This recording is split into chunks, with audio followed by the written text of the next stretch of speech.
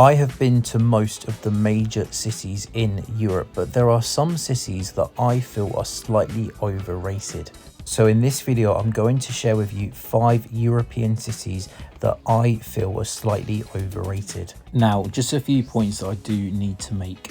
The word overrated does not mean rubbish. Just because somewhere is overrated does not mean it's a rubbish place. And in fact, all of these 5 cities on this list are actually very nice places. It's just I think they are overrated. I just think personally that these 5 cities are rated more highly than what I think they should be rated as. So now that I've got that out of the way, do not get offended. These 5 cities in my list are actually really cool places that I would recommend visiting.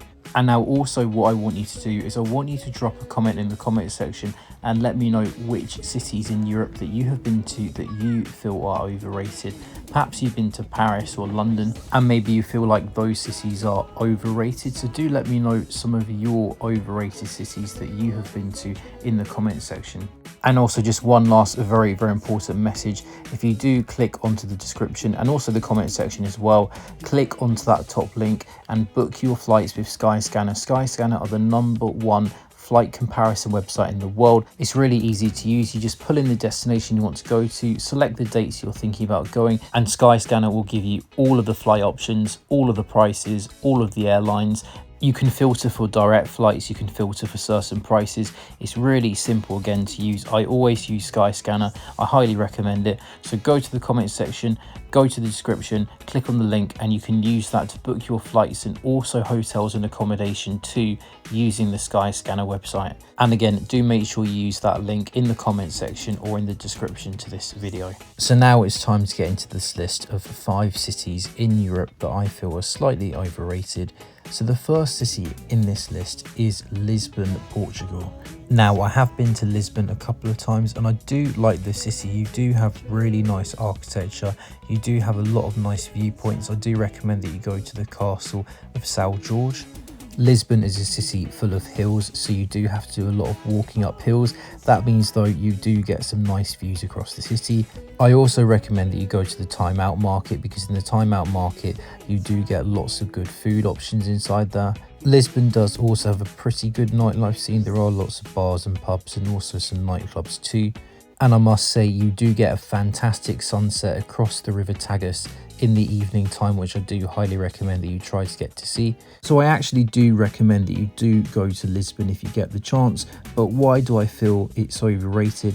I think it's overrated because the prices there are very high for what it's worth. Accommodation prices, food prices have really risen in recent times. So for me, I think the value for money has diminished. The city centre is very crowded with tourism, and because it's not a big city, you really feel the effect of over-tourism in Lisbon. I do see many people rank Lisbon as one of the best cities, not only in Europe, but in the world. And to be honest, I'm not sure I agree with that.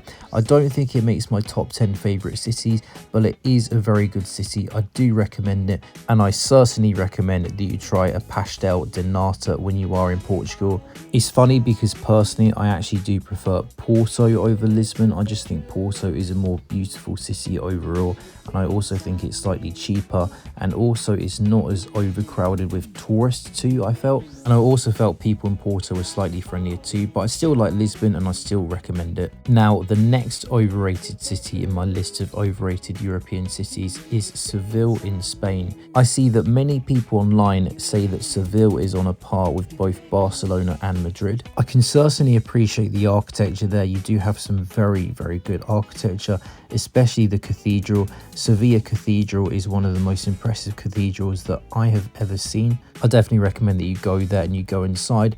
And also culturally, Seville is a very important city in Spain because it is the home of flamenco dancing. So you can book a flamenco show if you are interested in going to one. But for me, I can't see how Seville ranks equally with places like Madrid and Barcelona. I mean, it certainly is cheaper. There is certainly nice architecture. But for me, I just didn't feel that there was much of an atmosphere in the city. I mean, in Lisbon, that was too extreme. There were too many tourists in such a small area, but I still like vibrant, authentic places, and I didn't seem to feel that there was much of a vibrant atmosphere within Seville. Maybe it was the time of year I went in October. I don't know if the days I went had anything to do with it, but for me, I did feel the city lacked atmosphere. Now, if you are going to be in Andalusia and if you are going to be in the south of Spain, I would recommend that you go, because a lot of people really do love Seville.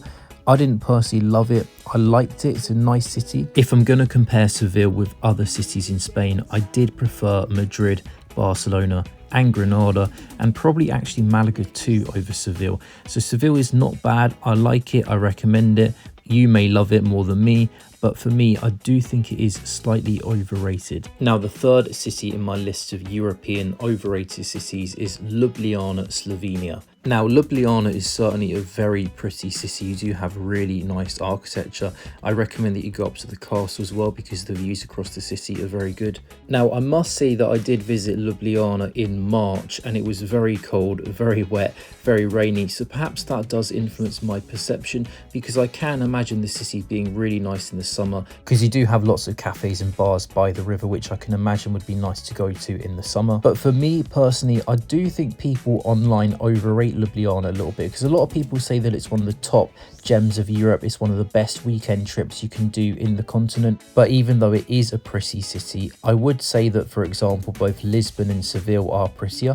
And though I would say that accommodation is pretty inexpensive in Ljubljana, I mean, definitely cheaper than Lisbon and Seville, I would say that eating out was quite expensive. I found going to restaurants and cafes there was quite pricey compared to places like Poland, Romania, for example. And it is quite a small city too. You won't really need more than 2 days to explore the city in full. So if you are going to go, I recommend you go in the summer. Certainly go in the summer. It's a nice city. It's a cool weekend break you can do, but for me, it's not one of the best cities in Europe. I do think it is slightly overrated in comparison with some other cheaper and just as pretty cities in Europe. So now that leads us on to the fourth overrated city in Europe in my list, and that is going to be Prague in the Czech Republic. Now, I have been to Prague twice, and I've got to say the second time that I went was more enjoyable than the first time that I went. Of course, it is one of the most beautiful cities in Europe. You've got really fantastic architecture everywhere. Of course, you've got lots of things you can do. You can see the astronomical clock. You can walk along Charles Bridge. You've got Prague Castle. You can do a day trip to Pilsen to go to the Pilsner Urquell Brewery. Or if you don't have time to do a day trip to Pilsen, I recommend that you go to this pub here in Prague. I'm not even going to begin to pronounce that name, but that is the name of the pub. It's a traditional Czech pub. You get a really good pint there. So for me, I like the city. I certainly recommend you go. You should definitely go if you can. But when I see people say that Prague is one of the greatest cities in the world, I don't know about that. I can't say I would agree. Though the old town is certainly very, very pretty, it just feels like all of the stores there have been designed for tourists. There are so many tourists around. It just feels like the old town in recent years has been turned into a tourist playground. It doesn't have that magic that somewhere like a Rome has. And also as well, accommodation prices have really skyrocketed in Prague in recent years. And so also that means that food and drink in the old town will not be cheap. But I do have a couple of recommendations for where you can get affordable Czech food. I recommend that you go to the Havelska Koruna. It's a traditional Czech canteen where you can get much more affordable food than the restaurants. However, it is very, very popular. It is very popular and you can't make reservations, so you will need to queue up and you can be waiting quite a while. But I would say it's worth it. The prices are cheaper than what you would get in standard restaurants and the food is good.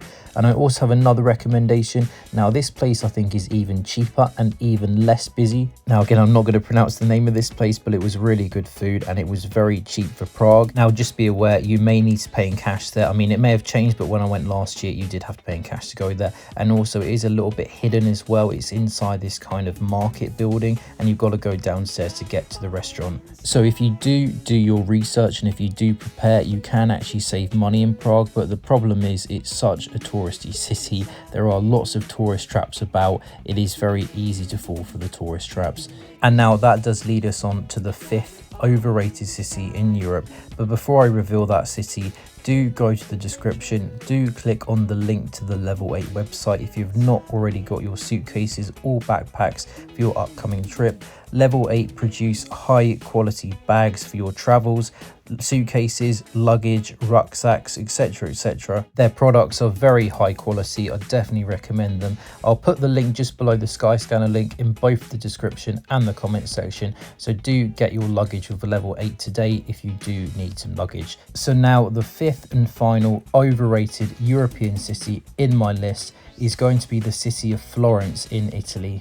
Now, it's funny because I do feel like Florence is kind of like the Italian equivalent of Prague, because you do have this really nice, historic, beautiful old town, but it's just so overfilled with tourists, and it does feel like it's been designed specifically for tourists. Now, to be honest with you, before I went to Florence, I was in Rome, and then from Rome, I went directly to Florence.